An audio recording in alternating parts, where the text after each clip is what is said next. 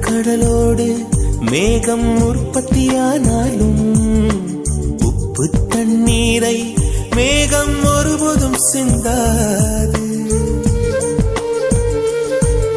மலையில் விழுந்தாலும் சூரியன் மரித்து போவதில்லை. நிலவு கூலியூட்டி தன்னை நீட்டித்துக் கொள்கிறதே.